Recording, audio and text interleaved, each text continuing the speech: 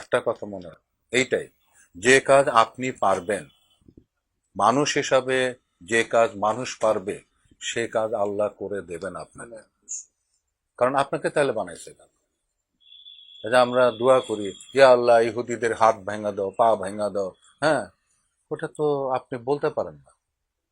আপনাকেই বলছে জিহাদ করার, জিহাদের ইয়ে আসছে, হুকুম আসছে, আপনি জিহাদ করবেন, আপনি করবেন।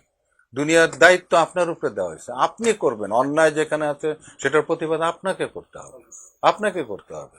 হ্যাঁ, আপনি যেটা, যে আমি আল্লাহ তোমার হুকুম অনুযায়ী আমি প্রতিবাদ করছি, তুমি আমাকে সাহায্য করো, আল্লাহ করে দেবেন। আর আপনি বয়ে থাকবেন, ভাবকান আপনি তারা মানে আল্লাহ নাউজুবিল্লাহ কর্মচারী রাখছেন। এটা তো মানে ঠিক না তো। এটা এই ধরনের কথা বলা কিন্তু এগুলো জায়েজ না।